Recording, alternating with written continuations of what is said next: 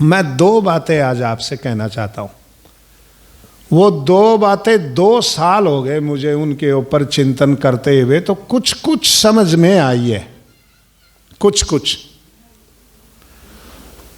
अभी मैं ये तो नहीं कह सकता कि मैं पूर्ण रूप से उनको हृदयंगम कर लिया है, पर कुछ कुछ मेरी समझ में आ गई। क्या समझ में आ गई?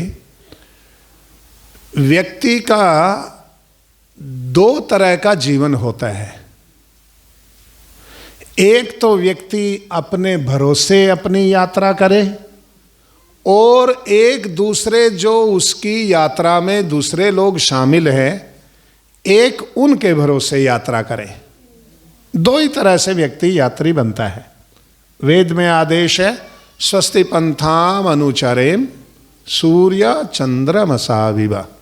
यात्री तो हैं। देखो, इतना तो निश्चित है कि आप बिना चले रह नहीं सकते, ये तो गारंटीड है। इसको कोई नकार नहीं सकता कि वो अपने जीवन में कोई भी गति न करे, किधर भी न जाए, किसी को भी न माने। देखो, कुछ ना कुछ तो आपको विचारधारा को मानना पड़ेगा। एक आदमी बोला, जी मैं तो भगवान को मानता नहीं। मैंने कहा, तो भी तेरा जो जीवन का जो निर्वहन है ना, जीवन की जो गति है, वो भगवान के इर्द गिर्द है। मैं मानता हूं, तू मानता नहीं। मेरा भी भगवान ही केंद्र है, तेरा भी भगवान ही केंद्र है तू भी परम पिता परमेश्वर के ही चारों तरफ चक्कर लगा रहा है। तू ये सिद्ध करने के लिए जी जान लगाए हुए है कि वो नहीं है, मैं ये सिद्ध करने के लिए जी जान लगाए हुए हूं कि वो है। तो उद्देश्य तो दोनों का एक ही हो गया ना।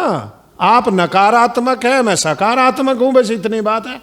आप नहीं को सिद्ध कर रहे हैं, मैं होने को सिद्ध कर रहा हूं। उसने कहा, जी ये तो बात कभी ऐसे तो सोचा नहीं था।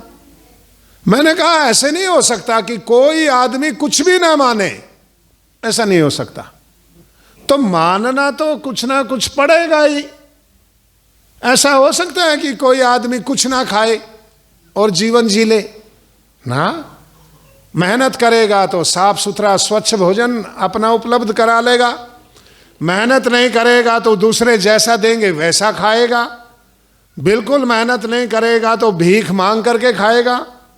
भीख भी नहीं मिलेगी तो जहां लोग भोजन कर करके झूठी पत्तल डाल गए हैं, उन पत्तलों पे लगा हुआ भोजन खाएगा। खाएगा जरूर कुछ ना कुछ। ऐसा नहीं हो सकता कि कोई व्यक्ति कुछ भी ना खाए, ऐसा संभव नहीं है। तो जब कुछ ना कुछ खाना ही है, जब कुछ ना कुछ मानना ही है, जब कहीं ना कहीं जाना ही है, तो फिर ऐसा क्यों ना कर लें कि सबसे उत्तम भोजन करें, सबसे उत्तम विचार को माने, सबसे उत्तम मार्ग पे चलें। जब कुछ ना कुछ चलना ही है तो फिर सबसे उत्तम क्या करें? यात्रा किसी ना किसी वाहन में करनी है तो आदमी, मूर्ख से मूर्ख आदमी भी यदि चुनाव की बात आए तो वो कहेगा भाई अच्छे में करें, अच्छा माने। मुझे कोई कहे कि आप अभी वहाँ, मैं अभी कुटिया से आया, लेट हो गया थोड़ा, मैं चाह रहा था और आधा घंटा पहले आऊँ। वो प्रोफेसर निरंजन देव जी हैं, तो यहाँ सैनिक स्कूल के पढ़े हुए, आज सैनिक स्कूल के पुराने सारे स्टूडेंट्स का सम्मेलन हो रहा है। तो वो यहाँ फिर यूनिवर्सिटी से इंजीनियरिंग की उन्होंने, फिर व्याकरण महाभाष्य सारा वैदिक वांग में पढ़ा, फिर वो यूनिवर्सिटी में प्रोफेसर लगे, फिर उनको वैदिक साइंस की रिसर्च, वो आर्य समाजी थे और वैदिक साइंस का उनको चस्का लग गया। तो महर्षि भारद्वाज के प्राच्य विमान शास्त्र के ऊपर शोध प्रारंभ किया।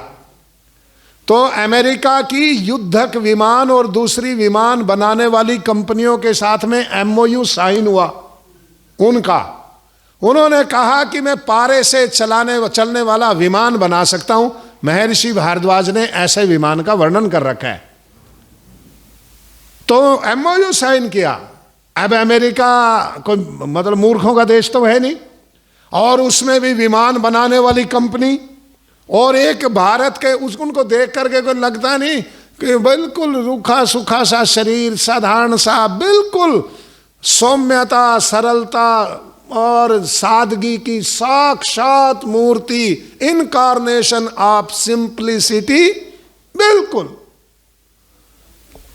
गए तो कुछ व्यवस्थाएं अनुकूल न रही, स्वास्थ्य इत्यादि का बहुत लंबे समय तक काम किया, और उतना लंबा धैर्य वो तो बनिए है ना, उतना लंबा धैर्य वो रख ना सके, तो कहीं थोड़ी सी दूर चल करके फिर मार्ग पे बाधाएं आई तो वापस आ गए।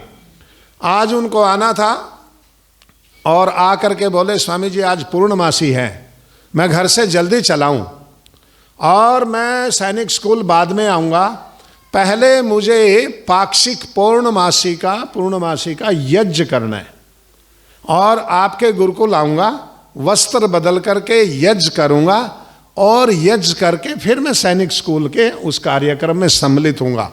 उसके बाद में बाद दोपहर के वहाँ अनुकूल वातावरण नहीं है, संध्या करने के लिए फिर मैं यमुना के किनारे जाऊँगा, मैंने सुना यमुना पास में है, तो आप अपने एक विद्यार्थी की ड्यूटी लगाना, तो मैं यमुना के किनारे बैठ करके संध्या करूँगा, और फिर रात्रिकालीन कार्यक्रम में मैं फिर सम्मिलित होऊंगा सैनिक स्कूल में। ये क्या है? इसको क्या कहते हैं? इसको कहते हैं सब कुछ उपलब्ध होते हुए सर्वश्रेष्ठ के लिए पुरुषार्थ और परिश्रम करना। सब कुछ उपलब्ध होते हुए। ध्यान रखना, जोगिंदर जी ने मैं अभी एक बात कही कि जब आर्य समाज का पूरा जोर था, तो उस समय लोग खींचे चले जाते थे। आज वही ना रहे, मतलब उस समय तो पूरा आर्य समाज था। इलाका हरियाणा की, पंजाब की, हरियाणा पंजाब जब 1964 की मैं जनगणना बता रहा हूं, हरियाणा पंजाब की 1965 की जनगणना में 60% आबादी आर्य समाजी थी। कितनी बताया मैंने? 60%। अब 6% भी आर्य समाजी नहीं है दोनों की। पंजाब में तो 1% भी आर्य समाजी नहीं रही। 60%। क्या हो गया? क्या हुआ? हमने नियमों का पालन नहीं किया। हमने नियमों का पालन नहीं किया। क्या नियमों का पालन नहीं किया? विवाह इत्यादि का संबंध जैसे होना चाहिए था वैसे नहीं किया। अपनी बेटी देना जहां चाहिए था वहां ना दी, जहां नहीं देना चाहिए था वहां दी। बेटी का रिश्ता आर्य परिवार को ना किया, प्रॉपर्टी को किया, व्यापार को किया, पैसे को किया, स्टेटस को किया, अफसर को किया। बहू भी जहां की लानी चाहिए थी वहां की ना लाए। अब संकट क्या हो गया? एक बेटा, बहू आ गई, मां बाप आर्य समाजी, बेटा भी आर्य समाजी, वो अपनी वैष्णो देवी की मूर्ति साथ में लेके आ गई। अब क्या करें? महाभारत बनाएं घर को। अच्छा, अब एक विचार पढ़े लिखे बच्चों में आ गया है। आप यदि उनको यूं कहें कि आप गलत हो, बस फिर तो आपने बिरडों के छत्ते में डला मार दिया। यूं कह दो एक बार कि आप एम आई स्टूपिड, सीधा सवाल करता है, मेरे को नहीं पता क्या है क्या नहीं है। आस्था का सवाल है। आपकी यह आस्था है, आप हवन करो, मेरी यह आस्था मैं जगराता करूंगी। आस्था का सवाल है। देखो भाई, आर्य समाजी कोई भूत और आर्य समाज कोई भूत और भूतनी नहीं है भाई, चिपट जाएंगे कहीं भी जाएंगे।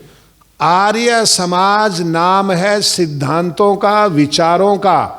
आर्य समाज नाम है सृष्टि के आदि से लेकर के और महर्षि दयानंद तक, आदि ऋषि ब्रह्मा से लेकर के महर्षि दयानंद तक की जो विचारधारा है, उस विचारधारा से उत्पन्न उपदेश, तत्व, विवेक और ज्ञान का नाम आर्य समाज है। आर्य समाज तो दीवार का नाम नहीं है। बल्कि अब ये ऋषि दयानंद जी महाराज ने मंदिर नहीं लिखा था, अब इनका क्योंकि बीमारी है, थोड़ा थोड़ा इन्होंने ये दिखाना है कि भाई हम भी थारे जैसे ही है। हाँ, ये दिखाने की होड़ में अब आर्य समाज मंदिर लिखने लग गए। कोई बात नहीं, मैं एक दिन दिल्ली के किसी आर्य समाज में गया, मतलब नाम नहीं लेता, मेरे को कितना दुख हुआ। मैंने कहा रिक्शा वाले से, भाई फला जगह आर्य समाज मंदिर ले चलो। मंदिर का नाम सुनते ही वो उसने फुर्ती से घुमाया मुझे, कभी इधर कभी उधर कभी उधर कभी उधर, और मुझे लेके ही नहीं जाए। मैंने कहा हो क्या रहा है? तो मैं एक दुकानदार से पूछ के आया, उसने खोखा लगाया हुआ था। मैंने कहा भाई आर्य समाज मंदिर कहाँ पड़ता है वहाँ? बोलो वो यहाँ है, इस रोड पे 7वीं 8वीं बिल्डिंग है।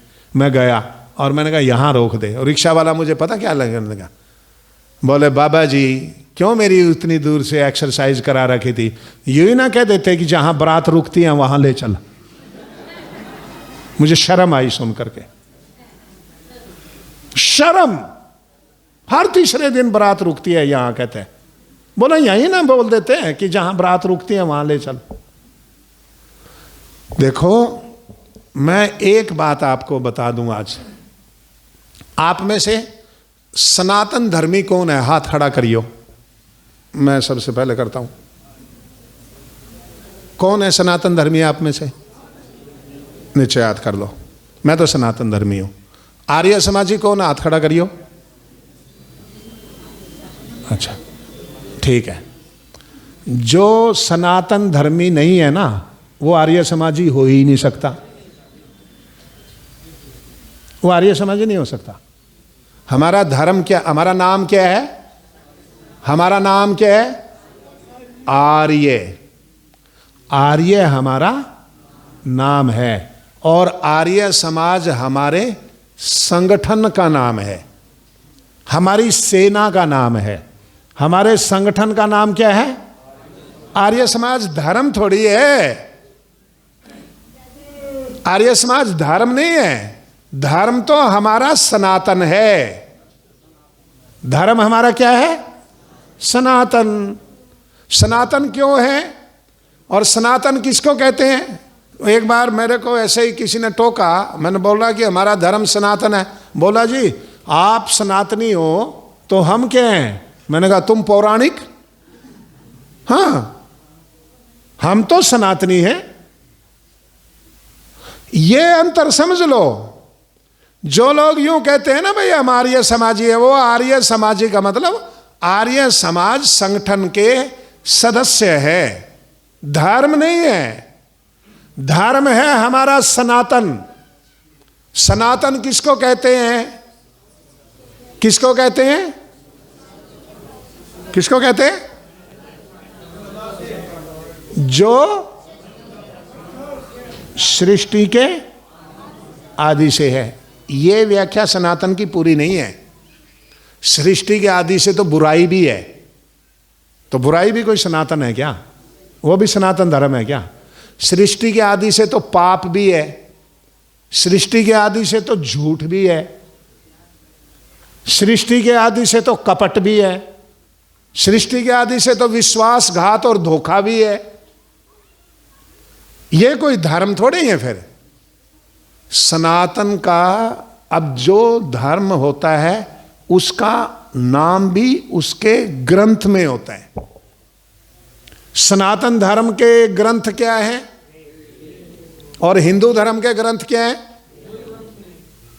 कोई ग्रंथ ही नहीं है हिंदू धर्म का। हिंदू धर्म का कोई ग्रंथ ही नहीं है। ये लोग बोलते हैं ना हिंदू जो है धर्म नहीं है, हिंदू तो जीवन जीने की एक, सुप्रीम कोर्ट में भी, अब सुप्रीम कोर्ट में भी कोई हजरत आसमान से थोड़ी उतर रहे हैं, वो यहीं से तो गए हैं निकल करके, जैसा उनकी समझ में आता है वो बोल देते हैं।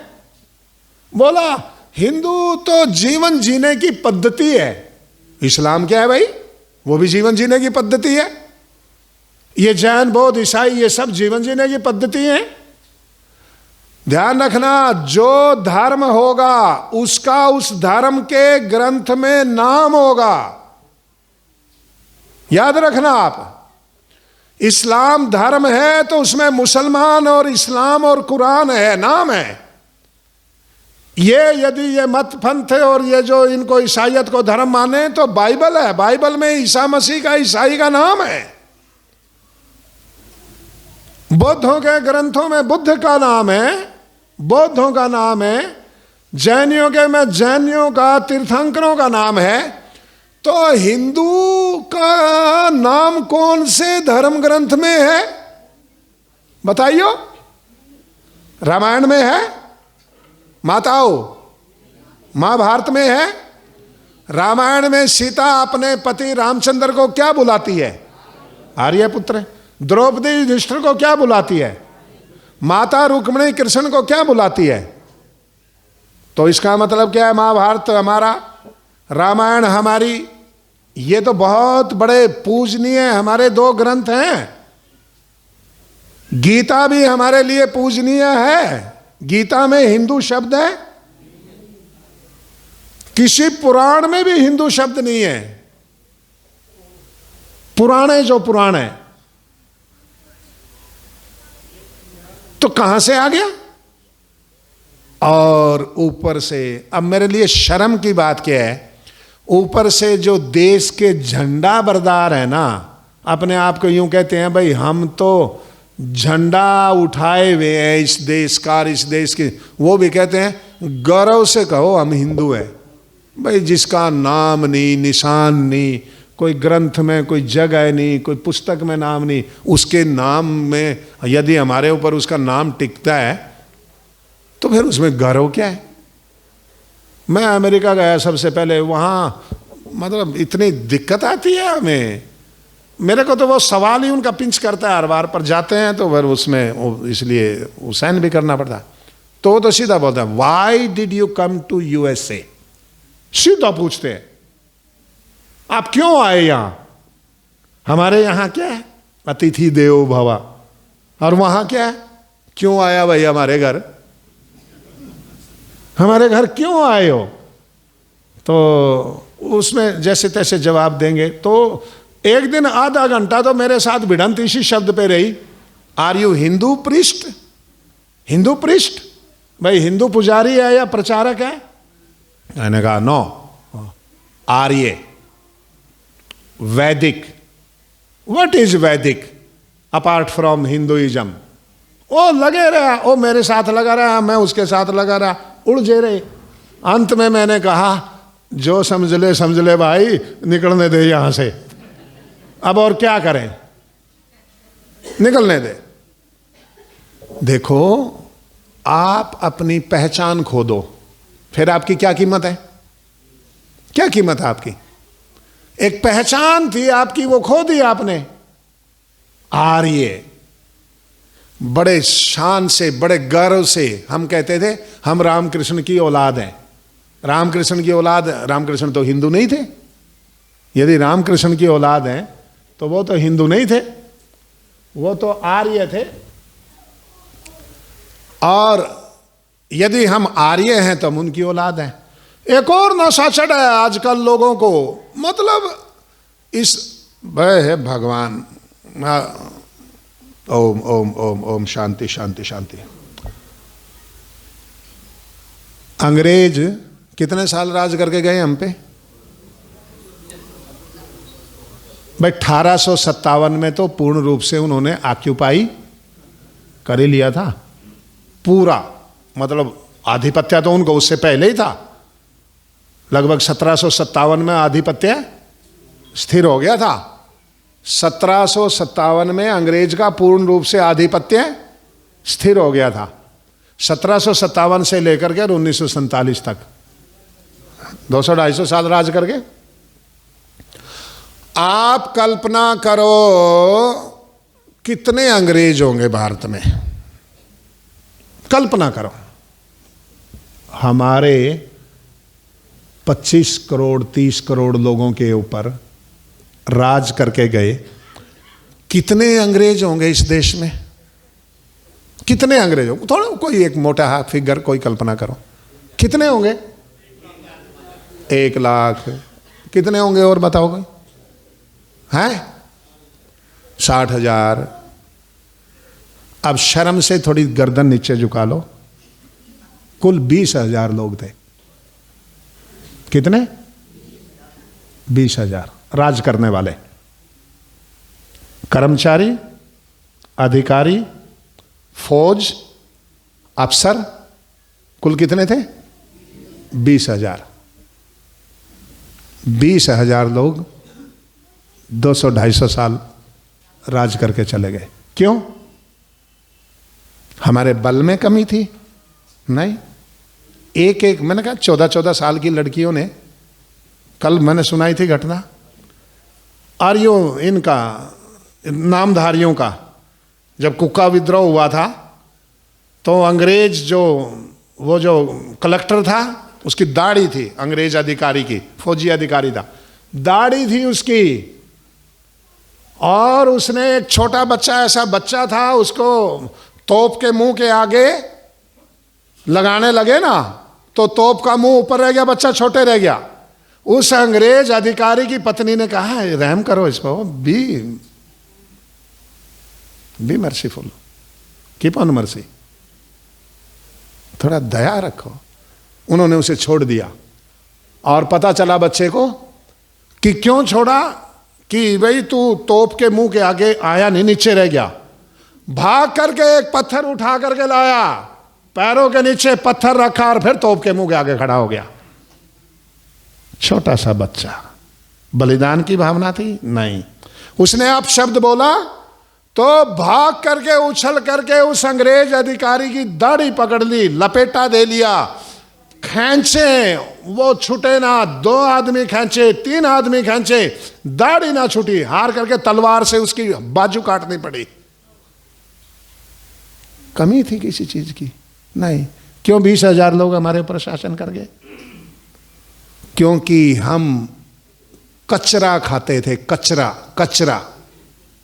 हमारा भोजन जो था, शरीर के लिए भोजन तो ठीक उपलब्ध था, जो आत्मा का भोजन था ना, वो था कचरा, झूठन, गंदगी, कोई भी विचार ही नहीं था। अमृतसर में एक ब्राह्मण जो पादरी हो गया था, ऋषिदानंद जी महाराज से अमृतसर में मिला, चटर्जी पादरी, हिंदुओं को ईसाई बना रहा था वो।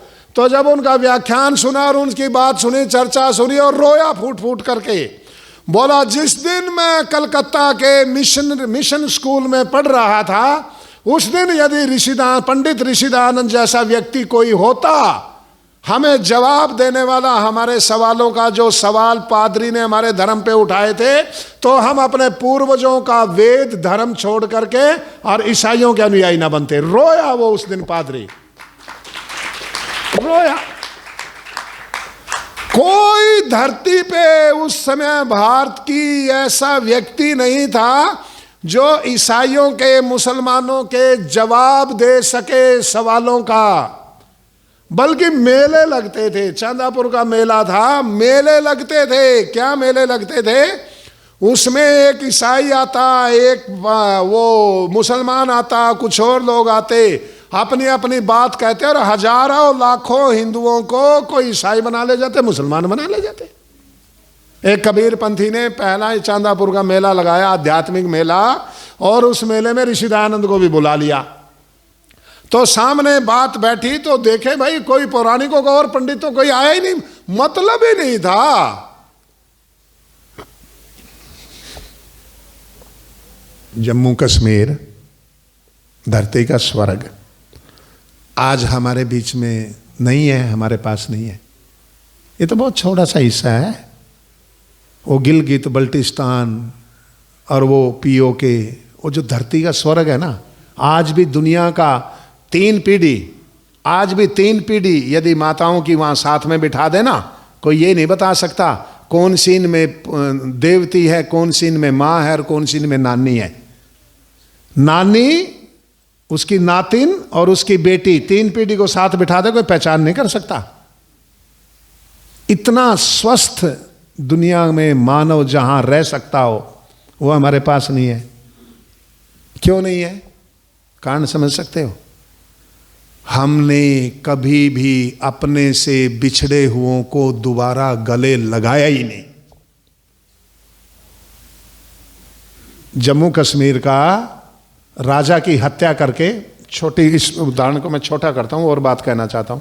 राजा की हत्या करके और वहां राजा बन गया, लद्दाख से आया था बौद्ध, एक मुसलमान भी था उसका मित्र, उसने उसको मंत्री बना लिया।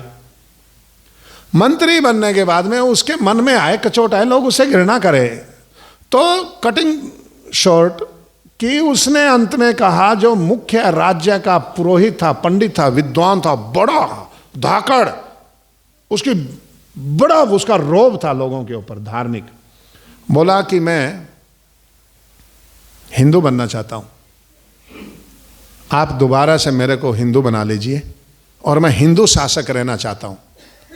उसका जो मित्र मुसलमान था उसने देखो हो ये तो गया, ये तो गया, और ये गया तो जम्मू कश्मीर भी हाथ से गया इस्लाम के। पर उस मुसलमान मित्र के मुंह में रसगुल्ले की तरह पानी उस समय आ गया जब वो हिंदू धर्माचार्य था ना, उसने कहा नहीं, अब तुम दोबारा हिंदू नहीं बन सकते क्योंकि तुम बौद्ध हो, बौद्ध से दोबारा हिंदू नहीं बन सकते।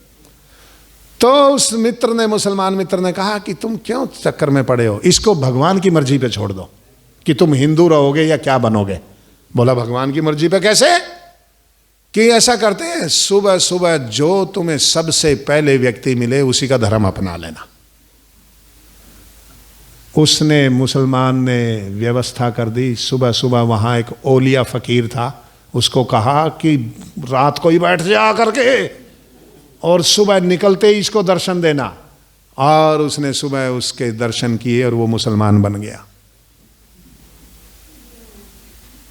काला पहाड़, हिंदू ब्राह्मण लड़का, राजा बादशाह की बेटी प्यार करती है, बड़ा सुडौल शरीर, स्वस्थ सुंदर शरीर, बांग्लादेश की, ये बंगाल जहाँ ये ढाका चटगांव जहाँ, उस काला पहाड़, उसने नाम उसका काला पहाड़ नहीं था, उसने कहा नहीं मैं नहीं कर सकता इससे। लड़की मरने को तैयार हो गई, अपने बाप से बोली मैं मर जाऊंगी पर शादी इसी से करूंगी।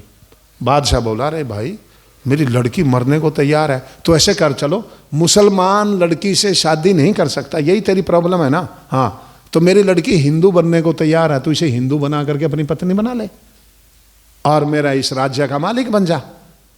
वो जब देखा कि लड़की मर ही रही है तो फिर और क्या करे, उसने कहा ठीक है।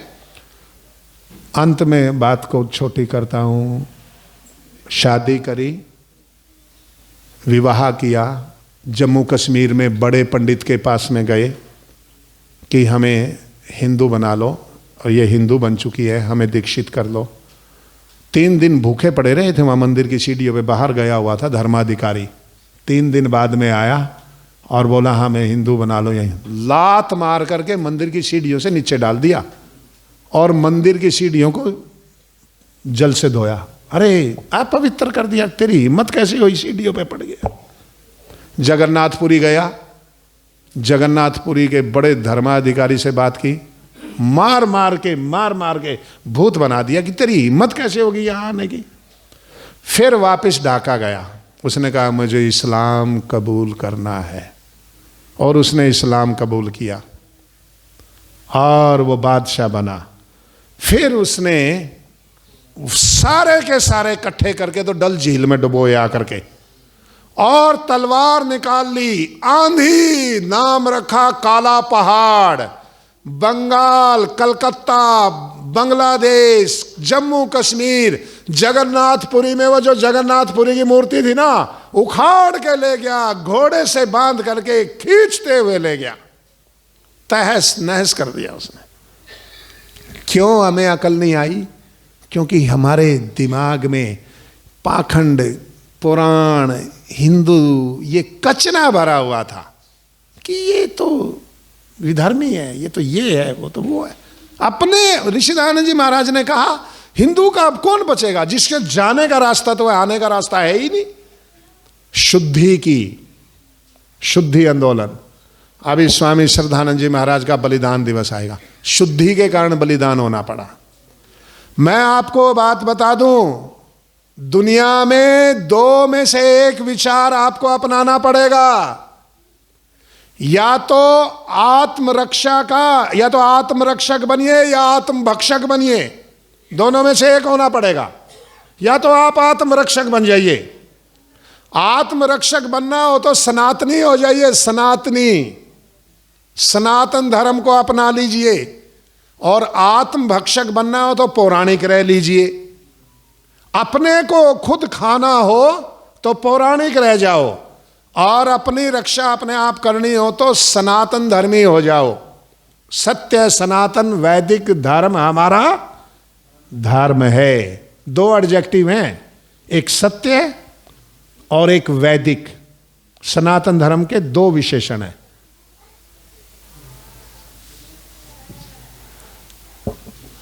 वेद में लिखा है सनातन धर्म की व्याख्या। सनातन कहते किसको है? सनातनम एनम आहुर पुनरर्णवाः। सनातन उसको कहते हैं जो हर रोज नया नया हमारे सामने आए, नया नया और पुराना, पुराने से पुराना और नया। जब सूर्य कितने वर्ष पुराना है माता हो? सूर्य कितने साल पुराना है भाई? कितने साल पुराना है सूर्य? जितनी पुरानी धरती उतना पुराना सूर्य, जितना पुराना आसमान उतना पुराना।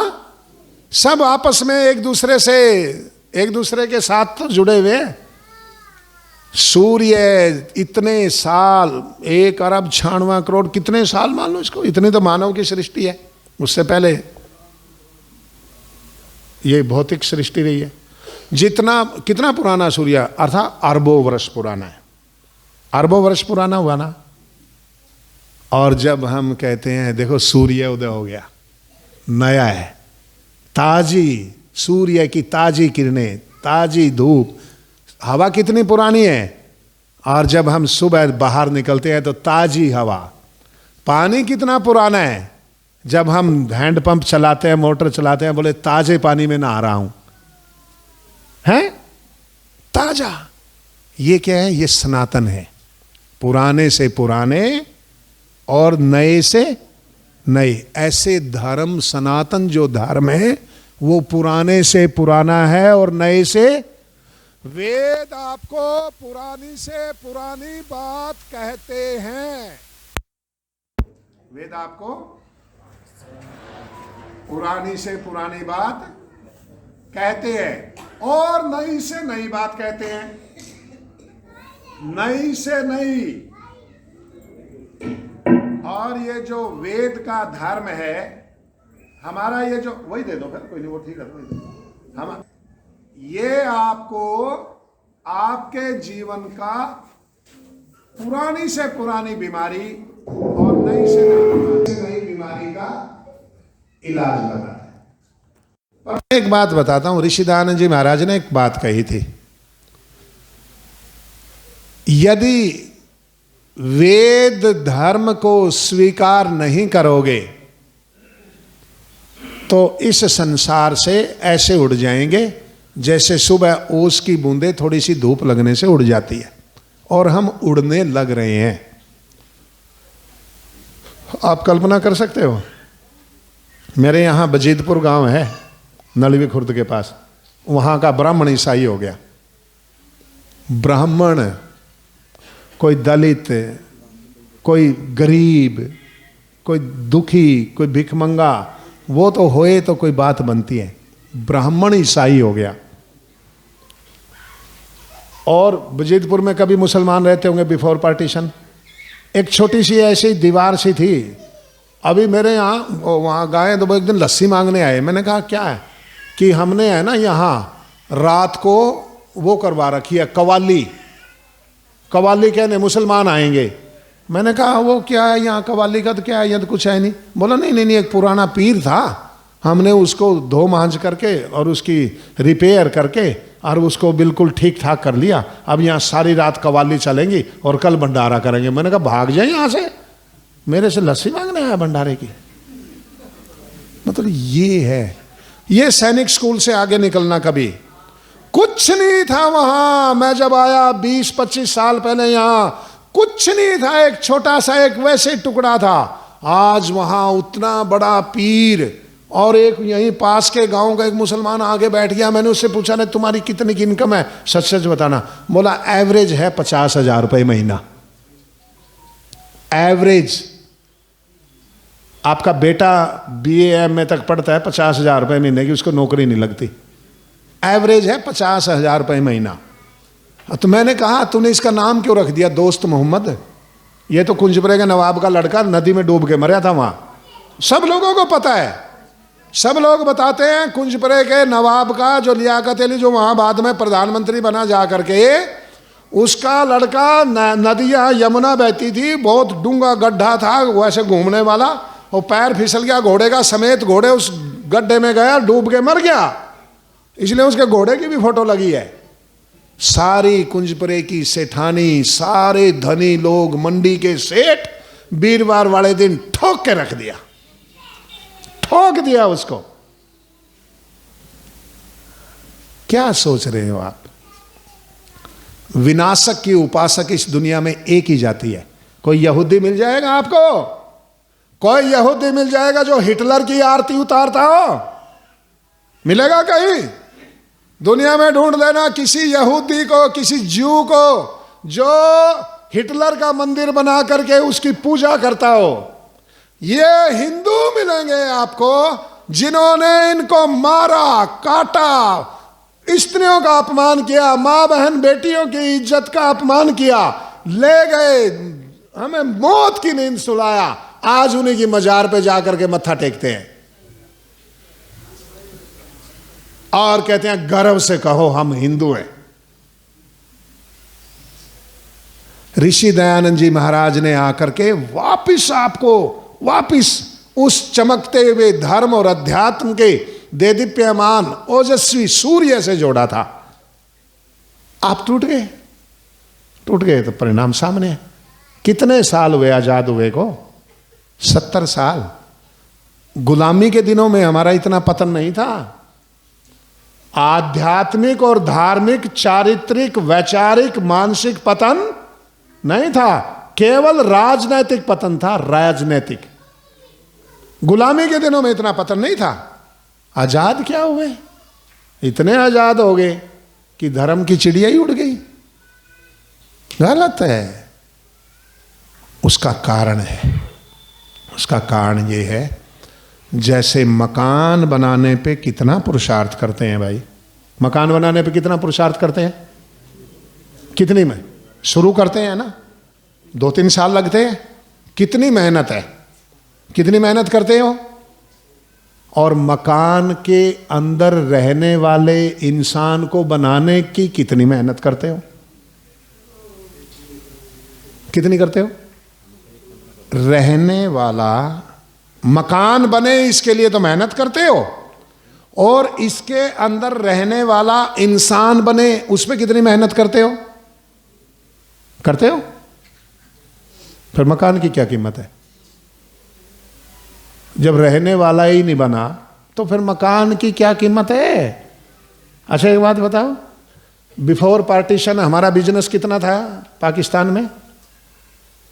Total business, total land, total जितना दुकानदारी, खेती, बड़े बड़े, सारा किसके पास था? हमारे पास था। एक रात लगी, एक रात कि आज से पाकिस्तान अलग हो गया। वो सारे का सारा हमारा नहीं रहा। जो आज आपका है ना, फिर कभी वो काली रात लौट के आएगी। यदि यही हाल रहा ना, जम्मू कश्मीर के लोगों से पूछो, उन पंडितों से, सारा टोटल 70-80% बिजनेस उनके अधीन था। एक रात लगी कि स्त्रियों को और बिजनेस को, व्यापार को, सारे को छोड़ करके और केवल पुरुष यहां से चले जाएं। एक ही रात लगी, दिल्ली की गलियों में पड़े आकर के। फिर वो रात आएगी, यदि धर्म का पालन नहीं किया तो फिर आएगी। क्योंकि देखो, देव और राक्षस, देवासुर संग्राम सदा चलता रहा है, आज भी देवासुर संग्राम है। भारत के जो मूल, जो आर्य लोग, जो यहाँ के वासी है, वो तो देवों के नियम पे चल रहे हैं, सबका भला सब जिए, और राक्षस अपनी इरादे पे चल रहे हैं। तो राक्षस पूर्ण रूप से आपको अब तो कल्पना ही नहीं कर सकते क्या क्या हो गया। मैं वो एक दिन कोई गीत बज रहा था बस में, मैं बस में बैठा बजा रहा था, तो बस के वो ड्राइवर ने कोई गीत चला रखा था, उसकी मेरे को बस एक लाइन याद रही, और वो मैं बार बार बोलता हूँ। उसमें वो लाइन गा रहा था गाने वाला, क्या से क्या हो गए हम देखते देखते। वो एक गीत की लाइन मेरे, ये क्या से क्या हो गए हम देखते देखते, क्या से क्या हो गया देखते देखते, देखते ही देखते हो गया। उसका कारण है, कारण ये है, हमारे पास में धर्म के लिए, हमारे पास में परिवार को आध्यात्मिक धार्मिक बनाने के लिए कोई एजेंडा नहीं, कोई समय नहीं, कोई प्रोग्राम नहीं। सब किसके लिए? व्यापार के लिए, राजनीति के लिए, बाहर आने जाने के लिए, खेल कूद एंजॉयमेंट के लिए, सब के लिए। मैं तो सुनता हूं अभी हमारे ये पीछे के जो लोग हैं, इनमें से कई होंगे जिनको बिना संध्या किए रोटी नहीं मिलती थी। बहुत मिल जाएंगे आप में से, मेरे में तो बहुत लोग कहते हैं जी जब तक संध्या नहीं होती थी हमें रोटी नहीं मिलती थी। आगे फिर नियम ये हुआ, पहले तो सामूहिक संध्या का नियम था, बोले फिर सामूहिक हो नहीं पाई, तो नियम ये हुआ है, कमरा निश्चित कर दिया, जो जो जिस समय पे आ रहा है हाथ पैर मुंह धोएगा, पहले संध्या करेगा और फिर भोजन करेगा। नियम था। आजकल किसी लड़की को, बहू का कोई पोता हो ना आपका, बहू को टोक करके देखो, कुड़िए पहले संध्या करा ले, नहीं संध्या मर गई तेरी, संध्या दे, संध्या नु रख ले सिर ते, संध्या आई चल के, न्याणा हुणे तो आया है, हुणे तो वो ट्यूशन करके आया है, हुणे वो स्कूलों आया है, आ करके हुण तेरी संध्या दे मगर पै गए, तेरी संध्या मगर पैगी, तेरी संध्या खा गई, छड़ परे संध्या संध्या संध्या। आप उत वो अपना दिया बत्ती लगवाया और ले चल हो गया संध्या, ले खा। क्या खा रहा है? पिज्जा। फिर ऐसा भी नहीं कि घर का बनाया हुआ भोजन ही करा दे। तो मैं अंतिम बात आपको समाधान बताता हूं। देखो, यदि बचना है और आने वाली पीढ़ियों को बचाना है, 5 साल 3-4 साल का जब बच्चा हो जाए ना, उस टाइम पकड़ लो उसको। आपका हो रहा है दिमाग खराब, और इसको बोलता हूं मैं हिपोक्रेसी। जब 3 से 5 साल का होता है तब तो रहता है वो टीवी और कार्टून के हवाले, 5 से 10 साल का होता है तब हो जाता है वो यूकेजी की मैडम के हवाले, और 12 से 17 साल का होता है तब हो जाता है वो फ्रेंड्स के हवाले। 17 साल के बाद में आपको पता लगता है कि ये भेजा कहीं था और पहुंचा कहीं है, फिर कहते हैं जी इसको थोड़ा उपदेश दे दो। मैं वास्तविक घटना बता रहा हूं आपको। फिर बोलते हैं जी थोड़ा समझाइयो इसको, उपदेश दियो इसको। मैंने कहा उपदेश इसको तो क्या दूं, मेरा जी तो ये करता है मैं खड़ा हूं से तेरा पहले थोड़ा मतलब इलाज कर दूं। अब लाया है यहां। भाई आपका भविष्य है, आप अपने भविष्य को श्रृंगार करो, उसके लिए उपाय है। घर में 2 पुस्तक आपके बच्चों को आपको पढ़नी और सुननी है।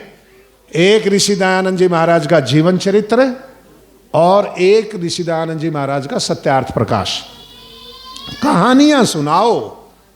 अरे जीवन चरित्र ऐसे मत पढ़ाना, पढ़ने के लिए मत देना, कहानियां सुनाओ बच्चे को। कहानियां प्यारी है। अभी भी हमें बड़ी माताओं की, दादी की सुनी हुई कहानियां अभी भी याद है।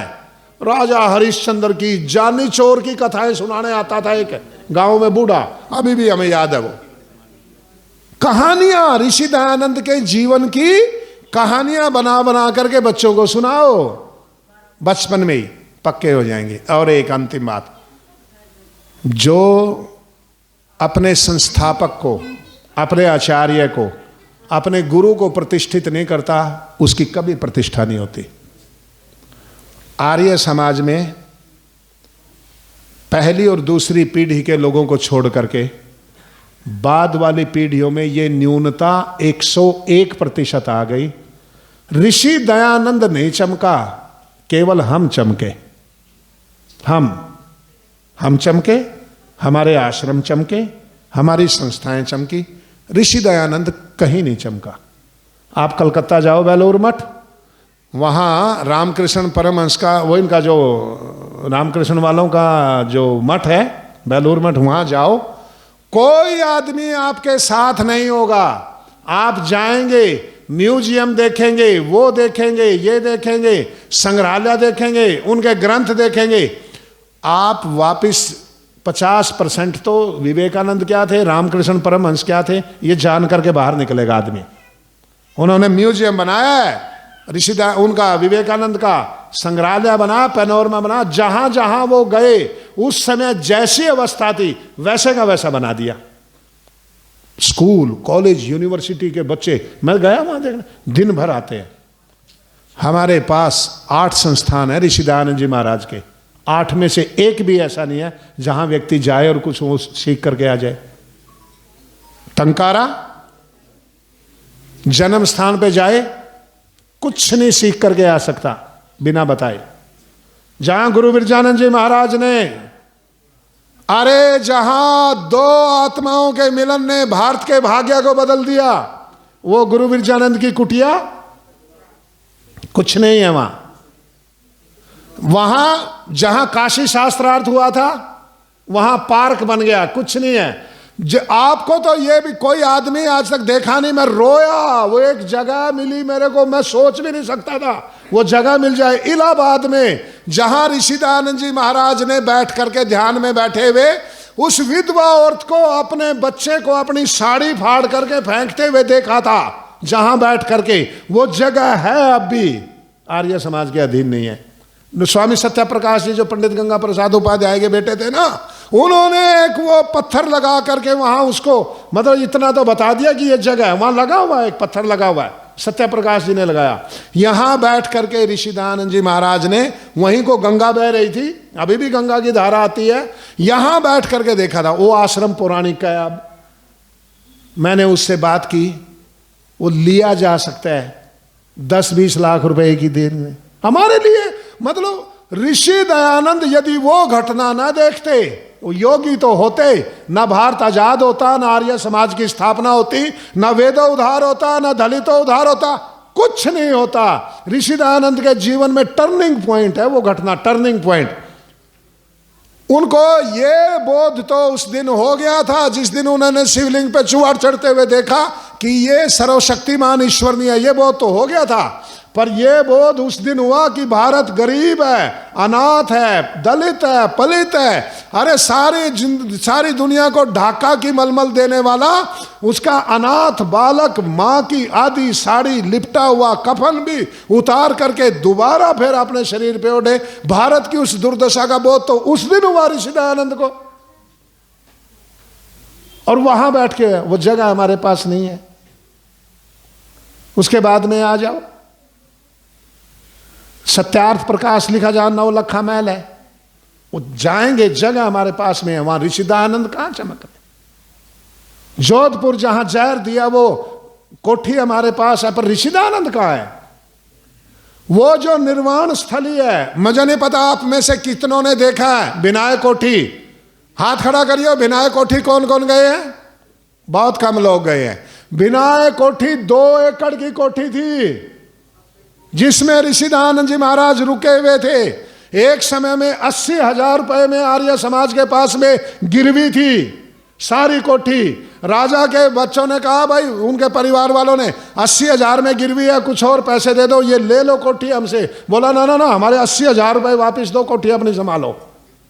वो कोठी छोड़ दियो तो भला हो। नला बाजार आर्य समाज वालों का अजमेर में, उन्होंने पैसे इकट्ठे करके एक कमरा जिसमें ऋषि दयानंद जी महाराज वहां पर जिन्होंने निर्माण हुआ था, जहां वो कमरा ले लिया। बाद में जब आंख खुली, अकल आई, तो थोड़ी बहुत ही जगह मिली, फिर मिली नहीं। उसमें से भी आधा हिस्सा पीछे मुसलमानों ने मस्जिद बनाने के लिए खरीद लिया, उस जगह का, बिना कोठी का, जहां हमारा आचार्य, हमारा गुरु, हमारा ऋषि का निर्माण हुआ, उस जगह पे मस्जिद बनाने के लिए जगह ले ली मुसलमान ने। एक ने कहने को ली थी तो मकान के लिए, कल को मस्जिद बनाए तो कौन मना कर दे। फिर उनको हड़कंप मचा, हड़कंप मचा, तब क्या करें, अब रहा नहीं। 80,000 में कभी गिरवी थी, अब 80,000 रुपए गज जमीन है वहां। अब हड़कंप मचा, तो जब दिया रंजबूतों ने, वो है ना पंडित चंबूपति जी की, जब दिया रंजबूतों ने तो खुदा याद आया। जब ये सारा धरती, जब साहब हो गया सारा बेड़ा गर्क सत्यानाश, तब उनको स्वामी संपूर्णानंद याद आया। बोला ऐसे ऐसे हो गया। मैं गया, भागा भागा, मैंने जाकर के देखा, उसने जेसीबी मशीन लगा रखी, कभी बस जल्दी जल्दी बना दूं यहां मकान। मैंने कहा मैं तो नहीं जी सकता भाई, हम तो नहीं जी सकते, क्या करेंगे जी के, करेंगे क्या, हमारे गुरु का, हमारे आचार्य का ये स्थान ही गया तो हम जिएंगे क्या। बोले तो क्या करें, मैंने कहा आज ही बयाना दे दो सारी का, 800 गज जमीन जितनी बची हुई है आज ही बयाना दे दो। बोला कैसे दे दे बयाना, पैसे तो है नहीं। अरे मैंने कहा दे दो, ब्याज पे उठा के दे दो। बोला रजिस्ट्री नहीं हुई। अरे मैंने कहा कितने की रजिस्ट्री है। बोला 3 करोड़ की है। मैंने कहा मेरे पास कुरुक्षेत्र में आश्रम है, किसी का उससे लेना देना नहीं है, मैं वो बेच दूंगा 3 करोड़ रुपए का, पर ये रजिस्ट्री कराएंगे। दे दो आज ही बयाना, जिस रेट में जमीन मिले उसी रेट में दे दो। उसी रेट में फटाफट 3.25 करोड़ रुपए का बयाना दिया। और आपकी खुशी के लिए बता दूं, वो 3.25 करोड़ रुपए की रजिस्ट्री होगी और कुरुक्षेत्र वाला आश्रम भी नहीं बिका।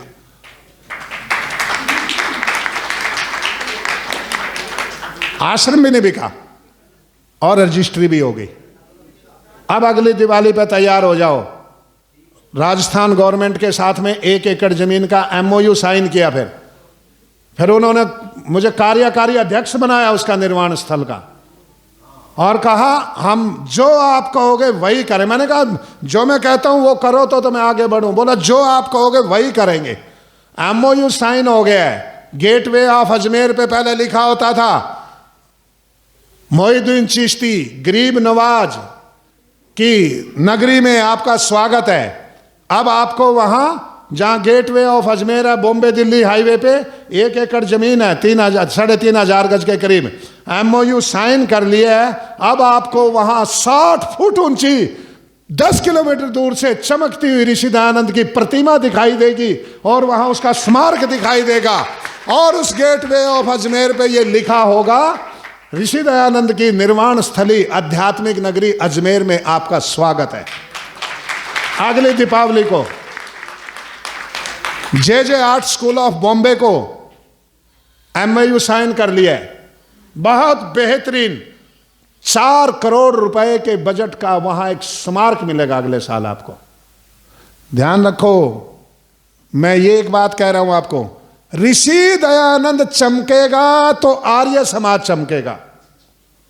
ऋषि दयानंद यदि दुनिया में दिखेगा, ध्यान रखना जो दिखता है वो बिकता है। फिर वो ऋषि निर्माण स्थली का पुरानी 2 एकड़ जमीन का, मैंने कहा इसका नक्शा लाओ, मैं नक्शा लेकर के आया हूं। 2 एकड़ जमीन खरीदनी है और वो सारी जमीन खरीदने के बाद में 100 करोड़ रुपए का ऋषि दयानंद का अंतरराष्ट्रीय स्मारक बनाएंगे। वहां मैंने कहा इसका 100 करोड़ रुपए का बजट है, तुम बनाओ। था 14 समुल्लास का ऋषि दयानंद जी महाराज ने सत्यार्थ प्रकाश लिखा है। वहां 14 मंजिल का सत्यार्थ स्तंभ होगा, 14 मंजिल का, जिसमें सब कुछ होगा, जिसमें म्यूजियम होगा, पैनोरमा होगा, सब कुछ होगा उस 14 मंजिल में। भारत में कोई आए और वो अजमेर जाकर के ऋषि दयानंद को श्रद्धांजलि ना दे, ऐसा संभव ही नहीं है। करने से होता है। जब आप करेंगे ही नहीं तो फिर आपको, जब आप दिखेंगे ही नहीं तो बिकेगा क्या। आपकी अच्छी सेब है नीचे रखी है, खट्टी सेब ऊपर रखी है, तो लोग खट्टी खरीद के ले जाएंगे। मेरे को बताया वेद प्रकाश जी ने कि यहाँ भी कोई करनाल में ऋषि दयानंद का द्वार बनने की बात है। द्वार ही बन गया? कहाँ से बना भाई? नहीं नहीं, रामनगर वाला नहीं, एक और इधर यहाँ हाईवे से। हाँ नहीं नहीं, इधर से बता रहे थे, यहाँ हाईवे से भी कहीं 12 में जो कहा चौक जो बनना है, चौक। हाँ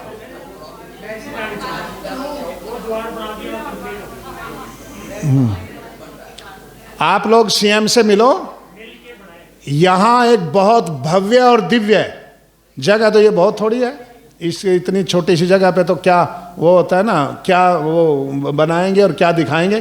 फिर भी एक बहुत भव्य और दिव्य, भाई जब 200 200 400 400 800 800 करोड़ रुपए का बजट उन लोगों के लिए है जिन्होंने लुटिया डबाई, अरे जिसने डूबती नैया किनारे लगाई, उसके लिए क्यों नहीं है? क्योंकि मांगने वाले नहीं है, क्योंकि उसका कोई नाम लेवा ही नहीं है, उसके लिए क्यों नहीं है बजट? सबके लिए बजट है। अभी सिखों के लिए 400 करोड़ गया, अभी वो कॉरिडोर के लिए 700-800 करोड़ गया, सबके लिए, जैनियों के लिए, बौद्धों के लिए, तो ऋषि दयानंद के लिए क्यों नहीं है?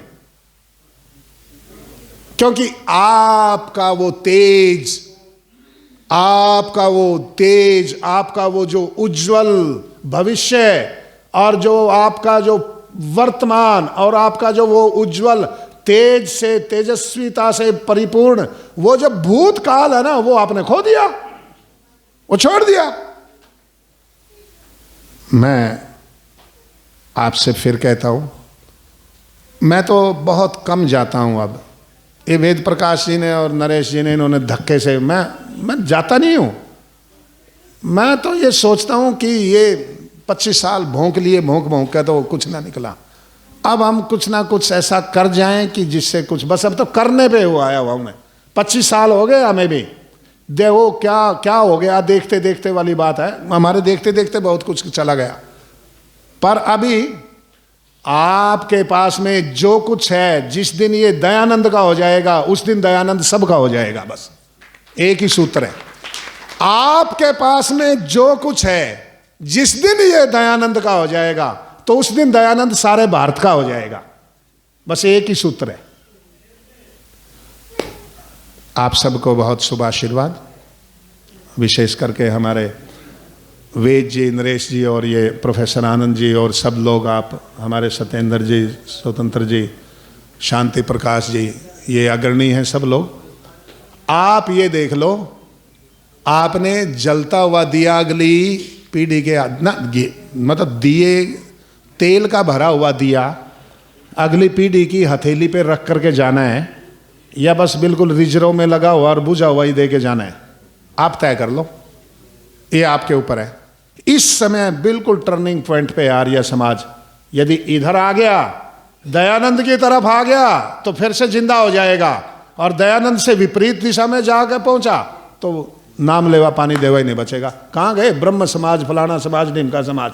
एक समय पे अपनी जगह पूरे बहुत बड़े बड़े लोग थे, रविंद्रनाथ टैगोर, देवेंद्रनाथ ठाकुर जैसे उनके पिता, राजा राम मोहन राय जैसे व्यक्ति थे। नाम लेवा पानी देवा कोई बचा ही नहीं। आप देख लो आपने क्या करना है।